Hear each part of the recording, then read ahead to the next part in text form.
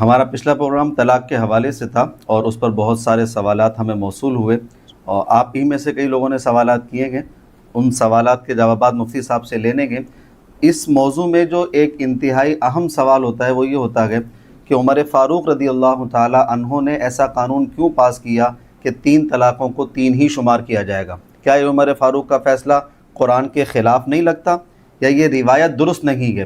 ان باتوں پر انشاءاللہ کلام کرتے ہیں مفتی صاحب سے اور دیکھتے ہیں مفتی صاحب اس مسئلے کو کس خوبصورتی سے حل کرتے ہیں۔ پروگرام کو آگے چلانے سے پہلے میں آپ سے عرض کرتا چلوں، انشاءاللہ ہماری بہت جلد کلاس اسٹارٹ ہونے والی ہے، قرآن سیکھیں الحاد سے بچیں۔ یہ ہماری اس کلاس کا موضوع ہے، ٹاپک ہے۔ اگر آپ قرآن سیکھنا چاہتے ہیں، سمجھنا چاہتے ہیں، اور یہ ہر ایک کے لیے ہے، چاہے کوئی عالم ہو یا نہ ہو، آفس میں کام کرنے والے ہوں، جو بھی افراد ہوں، کیونکہ یہ ویکلی کورس ہوتا ہے، یعنی صرف اتوار کو اس کی کلاس ہوا کرتی ہے، ہفتے میں 1 دن ہے، سب کے لیے ٹائم نکالنا آسان ہے۔ دنیا میں جہاں کہیں پر بھی آپ موجود ہیں اس کلاس کو جوائن کر سکتے ہیں۔ اگر قرآن کو سیکھنا چاہتے ہیں، سمجھنا چاہتے ہیں تو آئیے ہمارے اس کورس کو ضرور جوائن کیجیے۔ اچھا سر، طلاق ثلاثہ کا جو مسئلہ ہے ماشاءاللہ بہت سارے لوگ اس سے مستفید ہو رہے ہیں اور کئی افراد کا اس طریقے سے کامنٹس بھی آیا ہے کہ ماشاءاللہ سیکھنے کو مل رہا ہے، سمجھنے کو مل رہا ہے یہ موضوع، لیکن کچھ تشنگی ان کے ذہنوں میں رہ جاتی ہے، کچھ سوالات رہ جاتے ہیں۔ سب سے پہلا سوال جو انہوں نے کیا ہے وہ یہ ہے کہ کسی حضرت نے یہ دعویٰ کیا ہے کہ ابن تیمیہ سے پہلے کبھی کسی نے نہیں کہا کہ 3 طلاقوں کو 1 شمار کیا جائے۔ ابن تیمیہ پہلا وہ شخص ہے کہ جہاں سے یہ سمجھو بدعت شروع ہوئی ہے، یہ حرکت شروع ہوئی ہے کہ جناب 3 طلاقوں کو 1 شمار کیا جانے لگا ہے۔ تو وہ یہ کہتے ہیں کہ اگر یہ ابن تیمیہ سے گئے تو پھر قرآن و حدیث تو پہلے نازل ہو چکا ہے، تو پھر قرآن و حدیث میں کیا ہے اور ابن تیمیہ کا معاملہ کیا ہے؟ ہاں، یہ ہمارے یہاں مشہور ہے اور مشہور اس وجہ سے ہوا کہ بہت سے مصنفین نے اپنی کتابوں میں اس بات کو ذکر کر دیا کہ جیسے یہ شیخ ابن تیمیہ رحمۃ اللہ تعالیٰ علیہ اس کے موجد ہیں، سب سے پہلے ان کا ایک تفرد تھا۔ یہ بالکل غلط ہے، ایسا نہیں ہے۔ دیکھیں بہت دفعہ ایسا ہوتا ہے کہ ایک اختلاف ہے جو شروع سے چلتا آ رہا ہوتا ہے، ٹھیک ہے، اچھا، لیکن وہ جو دوسرا موقف ہوتا ہے اس کو بہت زیادہ پذیرائی نہیں ملی ہوتی۔ پھر کسی دور میں کوئی عالم دین ایسا آتا ہے جو اس انداز میں اس کو واضح کرتا ہے، یعنی دلائل اتنے زبردست پیش کرتا ہے کہ اب وہ دنیا کے اندر قبول ہونے لگ جاتا ہے اور بہت زیادہ ہائی لائٹ ہو جاتا ہے کہ یار یہ کیا، تو مشہور ہو جاتا ہے کہ یار یہ بندہ اس کا تفرد ہے، حالانکہ وہ اس کا تفرد نہیں ہوتا، اختلافات وہ پیچھے سے ہی چلتے آ رہے ہوتے ہیں۔ تو 3 طلاقوں کا جو مسئلہ ایک مجلس میں دے دی جائے وہ 1 طلاق شمار ہوگی یا تینوں شمار کیجیے، یہ مسئلہ شروع سے ہی اختلافی رہا۔ اچھا، بلکہ ہمارے یہاں میں ایک دلیل آپ کو دے دیتا ہوں، ویسے تو دلائل بہت زیادہ ہیں۔ دیکھیے گا، ایک محقق ہیں فخر الدین رازی صاحب، یا بڑے مشہور ہیں کہ نہیں ہے؟ بالکل۔ اچھا، یہ جس وقت فوت ہوئے تھے شیخ ابن تیمیہ اس وقت پیدا بھی نہیں ہوئے تھے۔ اچھا، یہ شیخ ابن تیمیہ صاحب سے پہلے کے ہیں، تفسیر پر کلام کیا، بہت سے تفسیر تو بہت عمدہ ان کی موجود ہے، تفسیر رازی جو ہے، اور بہت سی کتابوں کے اوپر انہوں نے کام کیا۔ میں ان کا ایک حوالہ آپ کو دیتا ہوں، انہوں نے الطلاق مرتان آیت کے اوپر بہت تفصیلی کلام کیا ہے۔ اچھا، خود ان کا تعلق یا ان کا جو مشرب تھا وہ شافعیت کی طرف زیادہ بھی تھا، اس کے باوجود بھی جو شافعی علماء کے استدلالات ہیں طلاق ثلاثہ اس کو تھوڑا انہوں نے کمزور رکھا اور کہا کہ قرآن اس کی تائید نہیں کرا، لیکن کچھ الفاظ ذکر کیے، میں وہ پڑھ دیتا ہوں، یہ ذہن میں رکھیے گا۔ فخر الدین رازی جب فوت ہوئے ہیں، شیخ ابن تیمیہ بھی پیدا بھی نہیں ہوئے، وہ بعد میں پیدا ہوں گے، جوان ہوں گے، عمر پختہ ہوگی، پھر فوت ہوں گے۔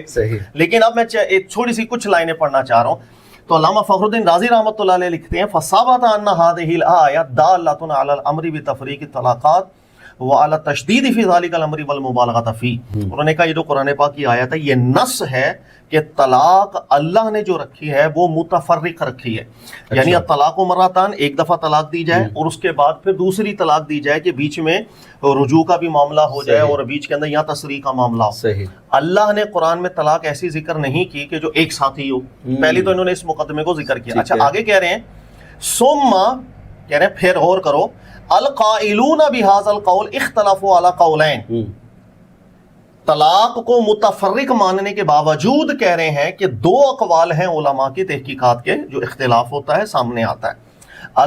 پہلا قول وَهُوَ اختیار کثیر من علماء الدین، سر یہ جملہ سنیے گا کہ پہلا جو قول ہے ہوا اختیار کثیر من علماء الدین، یہ اس جملے پر غور کیجئے گا کہ یہ اختیار یعنی چنا اس قول کو، پسند کیا اس قول کو علماء دین میں سے ایک کثیر نے۔ اچھا، وہ قول کون سا ہے؟ میں وہ قول بھی پڑھ دیتا ہوں۔ وہ فرماتے ہیں انہو لو طلقہا اسنین او ثلاثن، کہ اگر کسی نے اپنی زوجہ کو ایک ساتھ 2 طلاقیں دے دیں یا 3 طلاقیں دے دیں، لا یقع الا الواحدہ، یعنی لیکن صرف واقع ایک ہی ہوگی. یہ قول اختیار کثیر من علماء الدین ہے. تو کام ہی خراب ہو گیا. اچھا نہیں کام ابھی آگے خراب وہ تھوڑا مزید آگے سمجھائیں گے. اچھا اب 2 چیزیں ہمیں سمجھ میں آ گئیں. ایک تو شیخ ابن تیمیہ بھی پیدا نہیں ہوا، اس سے پہلے یہ کون سے کثیر علماء دین ہیں جنہوں نے اس قول کو اختیار کیا، پسند کیا. اور اختیار کا لفظ ہر بندہ سمجھتا ہے جو قرآن سنت کی مطابقت کی بات ہو اس پر کہا جاتا ہے. یہ اختیار قول ہے، مختار قول ہے کہ قرآن سنت اس کی طرف جاتا نظر آ رہا ہے. اچھا پھر خود شافعی المذہب ہونے کے باوجود یہ جملہ بھی لکھا، اور یہ جملہ لکھ کے اگلا لفظ لکھا وَهَذَا الْقَوْلُ هُوَ الْأَقْيَسُ، اور یہ جو قول ہے کہ ایک ساتھ زیادہ طلاقیں دو گے، طلاق ایک ہی ہوگی، اس سے زیادہ نہیں. کہہ رہے ہیں هُوَ الْأَقْيَسُ، زیادہ قرین قیاس، یہی بات ہے. زیادہ قرآن سنت کی مطابقت بات بھی یہی جاتی نظر آئے گی. سر اس کو اقیس کہہ کے بھی چلے گئے. اس کے بعد انہوں نے دوسرا قول بھی ذکر کیا کہ دوسرا قول علماء کا یہ ہے کہ نہیں تینوں واقع ہو جائیں گے، اگرچہ وہ حرام کام کر رہا ہے لیکن واقع تینوں ہو جائیں گے. لیکن اقیس بات کیا ہے؟ زیادہ قرین قیاس بات قرآن کی مطابقت میں یہ ہے کہ اللہ نے جو طریقہ بتایا اس سے ہٹ کر اگر میں بولوں کہ نہیں وقوع ہو رہا ہے، مجھے نص چاہیے قرآن کی، وہ دکھا دیں. قرآن کی نص ہوگی تو اوکے، لیکن انہوں نے مزید دلیل بھی دی ہیں، اگر آپ کہیں گے تو اس کو ہم مزید چھیڑتے ہیں. اچھا نارملی مطلب کسی سے بھی پوچھا جائے اگر مسلکوں کو کوئی جنگ میں ہارنا ہے، جیتنا ہے اور اسی میں دوڑ لگانی ہے، تو سب مسلکوں والوں سے پوچھا جائے تو نارمل تو ہر بندہ یہ کہتا ہے ہاں بھی ایک طلاق دینا جائز اور سنت ہے، ایک سے زیادہ طلاق دینا حرام ہے، بدعت ہے. یہ تو متفق علیہ سب مانتے ہیں نا. تو جب ایک ہی طلاق سنت ہے، دوسری طلاق سنت کے خلاف چلی جاتی ہے، تو وہ پھر وقوع کیسے ہو رہی ہے؟ دیکھیں اگر آپ کہتے ہیں تو میں بیان کرتا ہوں تفصیل سے کہ یہ ایکچولی اختلاف ہوا کیا ہے اور قرآن پاک کی آیت سے کس انداز کے اندر 2 نقطہ نظر بنے ہیں. میں تفصیل تھوڑا کر دیتا ہوں تاکہ لوگوں کو سمجھ میں آ جائے. دیکھیے کہ اللہ رب العزت نے قرآن پاک میں ذکر فرمایا الطلاق مرتان. یہ لفظ پہ غور کیجئے گا کہ طلاق جو ہے وہ 2 مرتبہ ہے. صحیح ہے. مرتان عربی کے اندر استعمال ہوتا ہے ایک چیز بیچ میں وقفہ ہو پھر دوسرے ٹائم. صحیح ہے. ٹھیک ہے، اس کو یوں سمجھیے گا کہ 2 مرتبہ وقفے کے ساتھ بیچ میں وقفہ بھی ہونا چاہیے. صحیح ہے.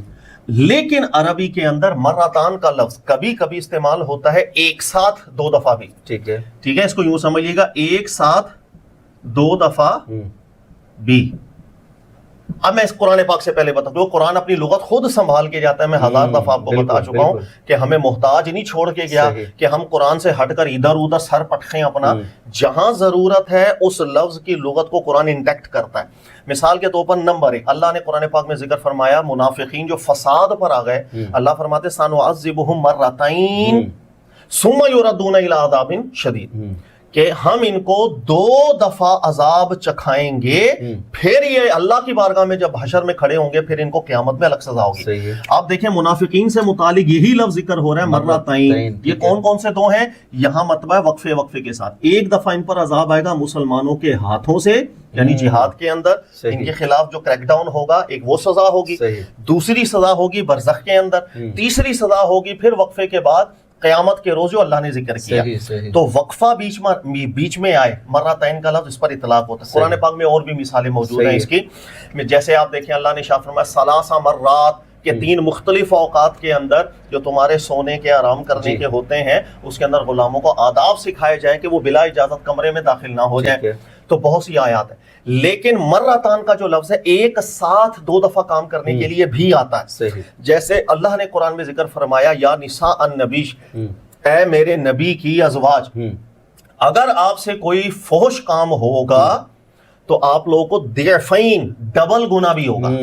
لیکن وَمَن يَقْنُتْ مِنكُنَّ لِلَّهِ وَرَسُولِهِ، لیکن آپ میں سے جو اللہ اور اس کی رسول کی ادب رکھیں گے، اطاعت کریں گے، نُؤْتِهَا أَجْرَهَا مرتين، ہم اب آپ کو مرتين، ہم اب آپ کو ڈبل ثواب بھی دیں گے. یہاں مرتن ایک وقفے والا نہیں ہے کیونکہ اس کا قرینہ پیچھے موجود ہے ضعفین، گناہ ڈبل تو ثواب بھی ڈبل.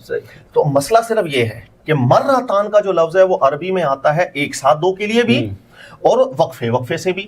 اب یہاں اس آیت کے اندر ہوا یہ، امام شافعی رحمۃ اللہ تعالی علیہ کا انہوں نے یہ استدلال کیا سب سے پہلے کہ مرتان کا جو لفظ ہے وہ چونکہ ایک ساتھ 2 کے لیے بھی آتا ہے، لہذا طلاقیں بھی ایک ساتھ کوئی اپنا اختیار استعمال کر دے تو واقع ہو جانی چاہیے، کیونکہ لغت مرتان کو ایک ساتھ کے لیے لیتا ہے، قرآن نے استعمال کیا. ٹھیک ہے. لہٰذا ذہن میں رکھیے گا جو میں جملے کہہ رہا ہوں. امام شافعی واحد مجتہد ہیں جن کے نزدیک ایک ساتھ 2 طلاقیں یا 3 طلاقیں دے دی جائیں تو مباح ہے. اچھا. کہتے ہیں کوئی گناہ نہیں. صحیح ہے. گناہ ہی نہیں، حرام ہی نہیں، کیونکہ وہ مرتان سے کہتے ہیں کہ قرآن پاک ایک ساتھ 2 معنی بھی استعمال کرتا ہے. صحیح. پھر اس کی وہ تائید کے طور پر کہتے ہیں کہ جیسے امام بخاری بھی اس روایت کو لے کر آئے ہیں کہ ایک صحابی تھے اور ان کی اپنی زوجہ کے ساتھ لیان ہو گیا. اللہ کے نبی نے جس وقت صلی اللہ علیہ وسلم لیان کروا دیا تو اس شخص نے بولا کہ اب اگر میں اس کو اپنی زوجیت میں کسی طرح رکھ لوں گا نا تو میں تو جھوٹا ثابت ہو جاؤں گا. تو انہوں نے ایک ساتھ کہا کہ میں 3 طلاقیں اس کو دیتا ہوں. یہ بخاری کی روایت. صحیح. تو اب یہاں امام شافعی رحمۃ اللہ علیہ یہ استدلال بھی کرتے ہیں کہ اللہ کے نبی کی موجودگی میں صحابی کہہ رہے کہ میں نے ایک ساتھ 3 طلاقیں دے دیں، اگر تو یہ چیز اس لفظ کا یہ والا اگر مطلب نہ ہو جی تو اللہ کے نبی ٹوک دیتے کہ یار آپ نے یہ اختیار استعمال کیسے کیا. تو قرآن پاک سے انہوں نے ایک معنی لیا، معنی کا احتمال قرآن میں ہی موجود ہے، پھر اس کا روایت سے تائید بھی لے لی. یہ استدلال ہو گیا امام شافعی رحمۃ اللہ تعالیٰ علیہ کا. لہٰذا یہ ایک قول ہے جو چلا کہ ہاں بھی مرتان کا لفظ ایک ساتھ استعمال کرنے کے لیے بھی آتا ہے. استدلال قرآن سے ہی کیا گیا ہے. اللہ تعالیٰ ثواب دے سب کو. لیکن اب اس کا دوسرا رخ ہے، اور دوسرا رخ یہ ہے کہ مرتان اگر ایک ساتھ کے لیے آتا ہے تو وقفے کے لیے بھی آتا ہے. اب سوال یہ پیدا ہو گیا کہ کہاں پر ایک ساتھ اور کہاں پر وقفہ آئے گا، یہ کلام بتائے گا، اس کا سیاق بتائے گا. اچھا سیدھی سی بات ہے نا. اب قرائن تو سیاق میں موجود ہونا چاہیے. صحیح ہے. اب ہم قرآن کی آیت دیکھیں گے، وہ بتائے گا کہ قرینہ کیا. اچھا یہ جو میں نے آیت بیان کی نوتیہا اجرہا مرتین، یہاں پر قرینہ پیچھے موجود ہے کہ اگر آپ گناہ کریں گے تو ڈبل گناہ. یہی قرینہ تھا کہ مرتین ثواب کریں گے تو ڈبل ثواب. یہاں قرینہ موجود ہے. اب طلاق والی آیت میں قرینہ ہم دیکھتے ہیں. اللہ تعالیٰ نے ارشاد فرمایا، دیکھیے گا، الطلاق مرتان فامساک بمعروف او تسریح باحسان. اللہ نے فرمایا طلاق کے 2 مرتبہ، اس کے بعد یہاں رجوع ہے، یا آپ چھوڑ دیں اس کی عدت پوری ہونے دیں، یا رجوع کر لیں یا اس کو بالکل چھوڑیں کہ عدت کمپلیٹ ہو، وہ آزاد ہو جائے. سر اب یہاں پر قرینہ کیا ہے؟ اگر تو ہم بولیں یہاں مرتان سے مراد ایک ساتھ 2 طلاقیں دینا ہے، اگر تو یہ معنی مراد ہے تو آیت کا ترجمہ یہ ہوگا کہ طلاق مرتان، طلاقیں جو ایک ساتھ آپ نے 2 دے دیں، پھر اس کے بعد کیونکہ فا کریمہ ترتیب کے لیے آئے گا، اس کے بعد یا تو پھر رجوع ہے یا تصریح ہے. سوال یہ کہ ایک طلاق کے بعد پھر رجوع و تصریح کا ہوگا، اس کے لیے نص کیا ہے؟ بڑا سوال ہے. اگر ایک دیکھیں دلالت النص بنتا ہے، اگر ایک طلاق کسی نے دے دی رجوع ثابت ہے، تو چلو اگر کسی نے دوسری دی رجوع ثابت ہوگا بدرجہ اولا، تیسری کے بعد نہیں ہوگا. لیکن اگر میں بولوں اگر تو 2 طلاقیں دے دے تو رجوع کا اختیار تجھے ملے گا، تو سوال ہے کہ ایک طلاق میں بھی رجوع کا اختیار ملے گا، وہ دلالت النص نہیں بنے گا.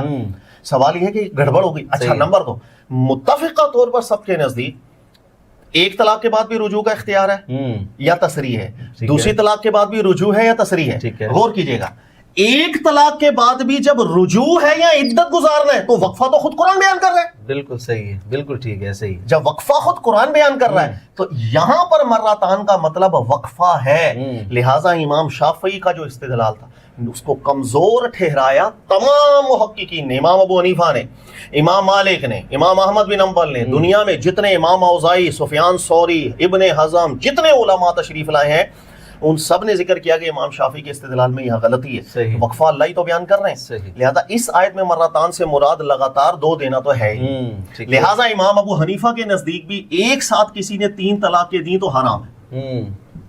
صحیح ہے. امام مالک کے نزدیک بھی، سب کے نزدیک حرام اور بدعت کی یہ طلاق بن جاتی.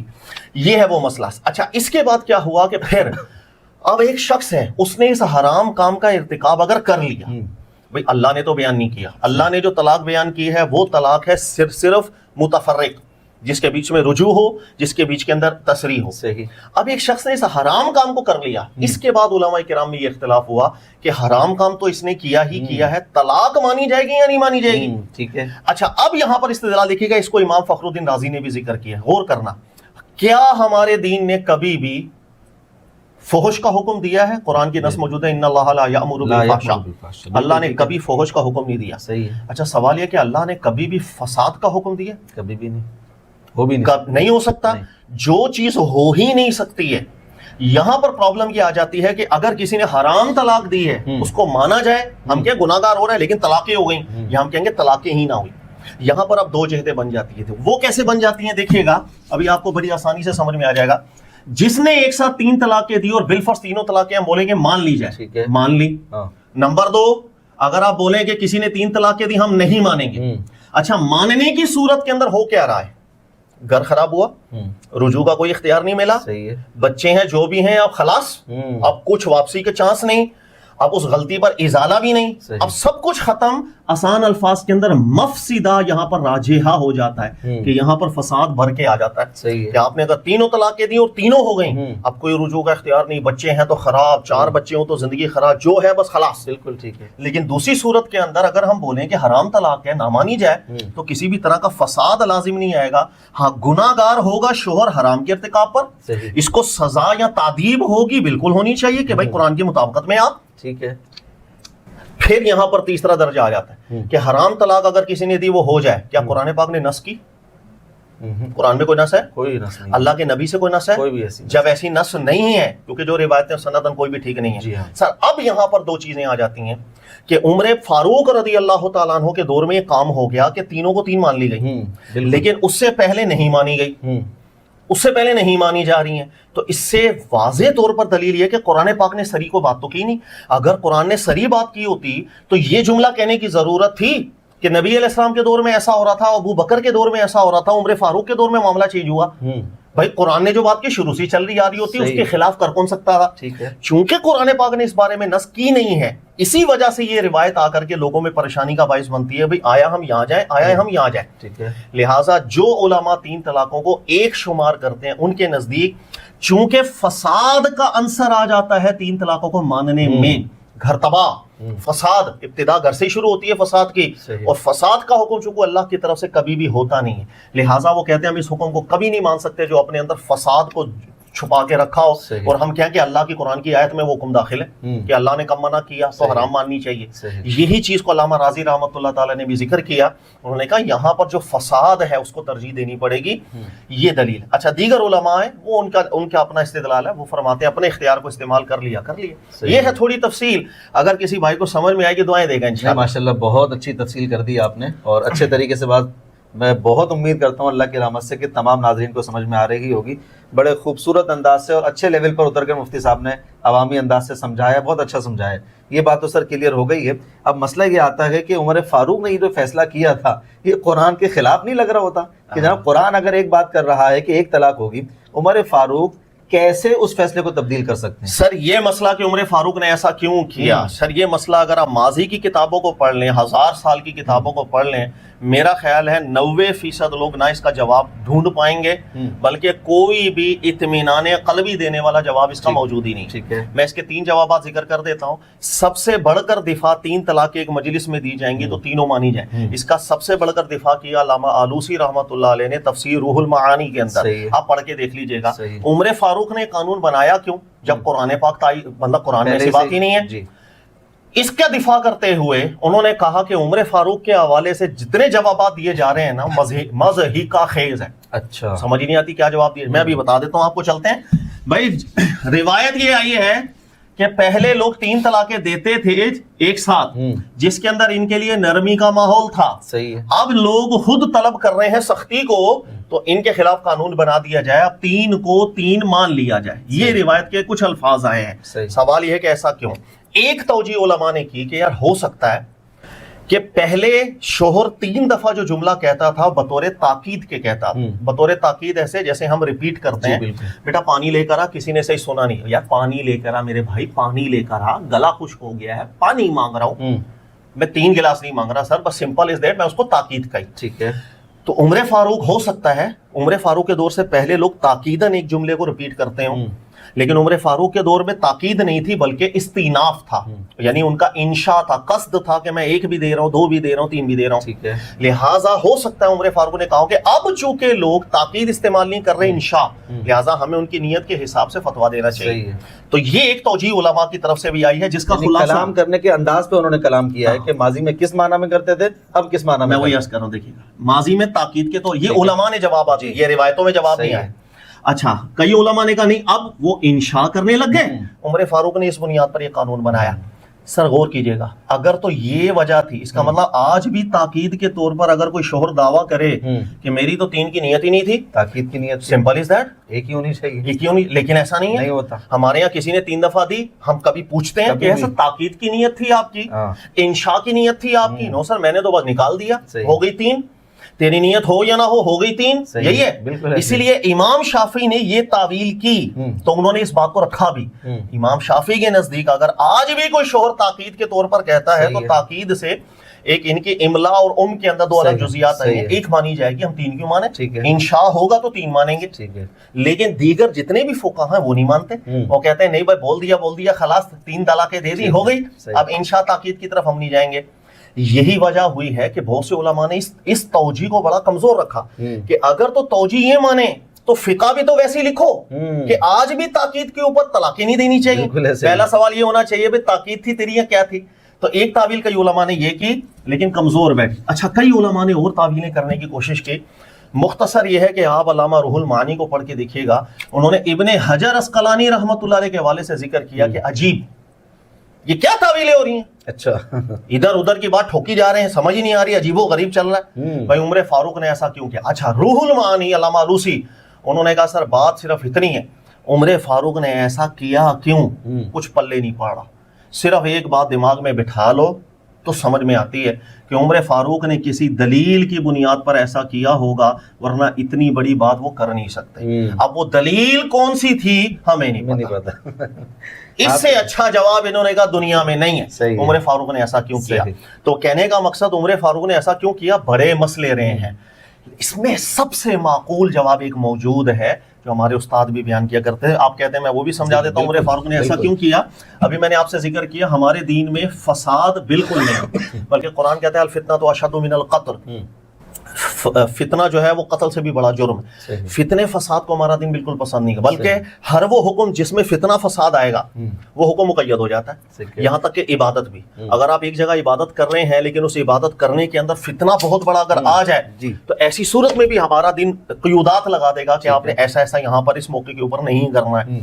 کئی علماء اصول سے جو ہے اس مسائل مستنبط بھی کرتے ہیں.